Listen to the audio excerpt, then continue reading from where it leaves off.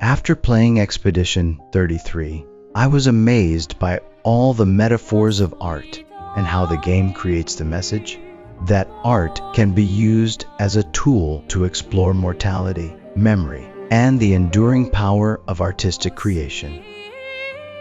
After defeating the Paintress in the end of Act 2, we find out that the world of Lumiere and all the creations, including the Nevrons, Gestrels, Axons, and even the people of Lumiere and everyone who has ever lived there, are painted. Everything takes place in an artificial world that is a painting. The Dandra family, who are also known as the painters in the real world, have the power to paint worlds and creatures and enter the painted world freely. This specific ability reminded me of something similar that happens in a similar game.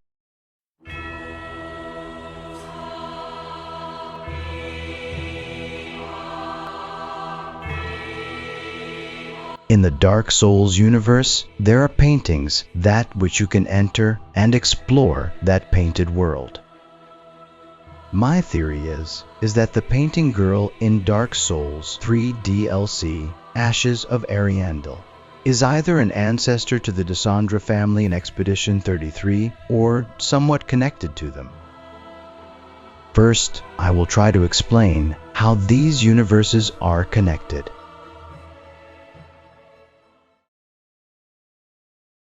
Let's start with the painted world of Ariamis. Hidden in the rafters of Anor Lundo, you need the peculiar doll to enter. An item described as once belonging to an abomination who had no place in this world.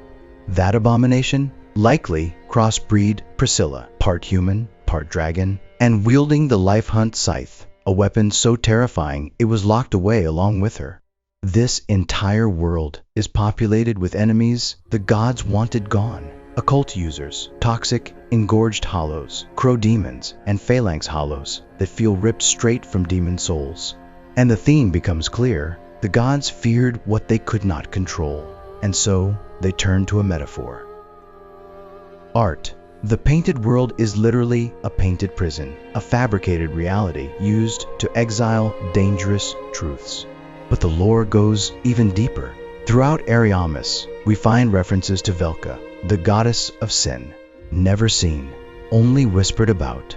Velka's associated with crows, occult magic, and justice beyond divine law. Her weapons, like Velka's rapier and the Dark Ember, all deal occult damage, a direct counter to the gods. This tells us something critical.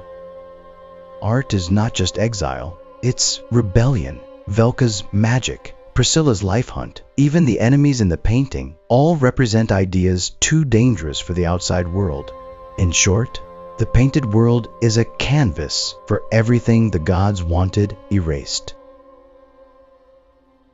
Now imagine if someone else had this same power, and instead of making it a prison, they use this power to make a world where they can escape to, where they don't have to worry about the problems in the real world.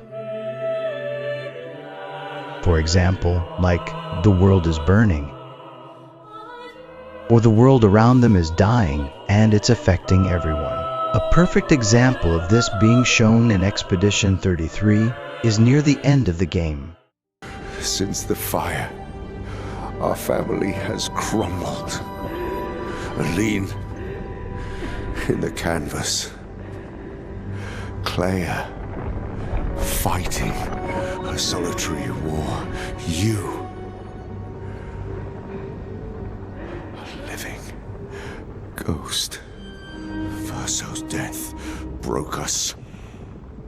Wanted to be fixed. I need it to be fixed. Verso's death affected Aline to the point she wanted an escape from that harsh reality.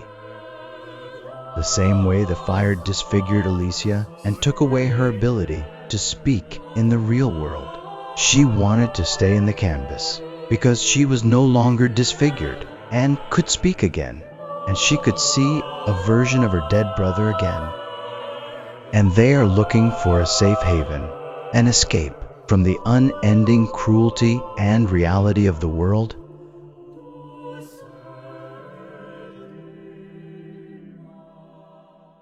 Now, let's get back to Dark Souls and the Painter Girl. Fast forward to Dark Souls 3, and we return to a new painted world, Ariandale, now rotting. A new painter, a young girl, is preparing to create another world, but she needs flame and pigment. Enter Gale, her uncle, on a mission to retrieve the dark soul of man to be her pigment. What's brilliant here is the metaphor. As explained in lore analysis videos, the painting isn't just rotting, it's overextended, clinging to life past its purpose. Sister Friede, once known as Elfriede of Lundor, represents stagnation. She believes the painting should rot. Gale, by contrast, believes it must burn to make room for the next world. And the painter? She represents Miyazaki. The painter is the metaphor for creative rebirth. Those who aren't kindled by flame can't paint a world, and those absorbed by flame must not paint a world. She's saying to create something new, you must understand legacy, but not be consumed by it. That's Miyazaki's farewell to Dark Souls and the birth of something else. Now to get back to Priscilla and the theory. So where does this leave Priscilla, you may ask? She's half-dragon, tied to Seath the Scaleless, another cursed dragon sorcerer obsessed with unnatural power. She has scales, pale white skin, and a tail like Seath. Her dagger also deals occult damage and causes life hunt, which is an enhanced form of bleeding. But she doesn't fight the player unless provoked. She offers an escape, showing that she's not evil, she's isolated, hidden away. And it's here I propose a theory. Priscilla is not just an exile, she is the seed of a lineage, a bloodline descended from the painter of Ariamis through Priscilla, down through generations, until her artistic power and occult knowledge resurface in a new form. Hence, the painter girl from Dark Souls 3, who is already confirmed to have a draconic lineage. She is a crossbreed, just like Priscilla. In Expedition 33, the Dandra family are artists, literally. They're part of the reason the expeditioners in Lumiere are fighting a cyclical curse.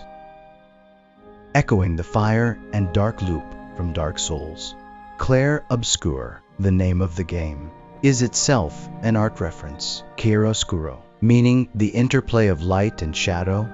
And who leads them? The Dandra family, led by Renoir and Aileen, creators of a world shaped through brush and blade. This leads to another point of how the metaphors in Dark Souls are similar to that of Expedition 33. Enter Aileen Dandra, who, after losing her son, Verso, to a fire, decides to enter the world that Verso created, and uses her painting abilities to create exact copies of her entire family, including Renoir, Clea, Alicia, and even Verso. By doing this, Aileen Dandra abandons her real family for her new fake, created ones in the canvas. These actions cause the real-world Renoir to destroy the canvas and remove her from the painting, henceforth kicking off the plot of Expedition 33. This can be seen as another theme of how Aileen was consumed by the fake Dandra family. She could not let go and move on from her son Verso's death. Like we talked about earlier, she cannot paint anything new because she can't let go. And throughout the entire Dark Souls trilogy, there are numerous amounts of times where a certain someone could not let go of a certain something, and it ends up being a problem for everyone around them.